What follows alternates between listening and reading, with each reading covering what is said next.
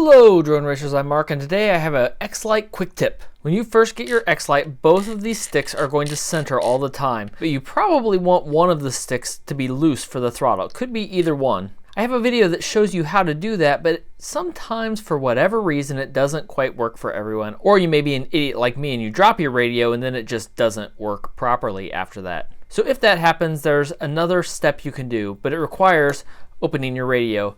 Luckily, I have a video for that. It's right there. So in the back of your radio, say you've screwed down the inside screw, but it just doesn't relieve the pressure properly. You open up the radio, and it's really a pretty easy procedure from here. From the back, it's actually easier to do on this side if you are in mode 1. So you can see when you move the stick up and down, it's set so it uses this spring right here. And all you have to do is remove that spring. I've already done it.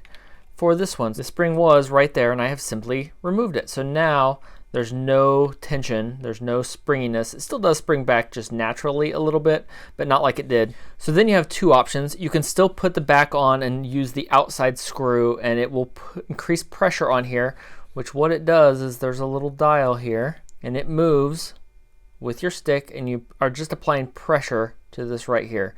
If you don't want to do that, you can do it the traditional way, which is to tighten this screw down here at the top. You can use that to apply, and probably a little more precisely, the amount of pressure that you want. Then you don't need the outside screws at all, but I'm probably just going to use the outside screw on this one still. Other thing you want to do is when you're putting it back together, make sure there's no pressure on here. If you've just opened this up, there will be a zip tie on here where this will be tied down. If that is too tight, if this is too snug, it will actually pull the wire back, so it'll pull it back to the center naturally. You want to do your best to get these out of the way so they move freely.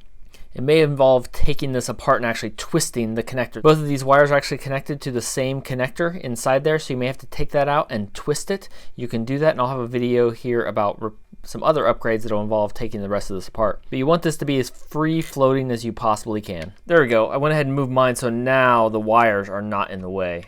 One single twist of that wire took care of that for me. That's really it. Taking that spring off though should definitely help and removes one of the issues you may or may not be having. But if you found this useful, leave a like and a comment down below. Let me know if you've had to open up your radio. Have you had to do anything inside that required you to open it up? Until next time, remember, I'm getting all of these videos out of the way because I don't want to have to ever open this again.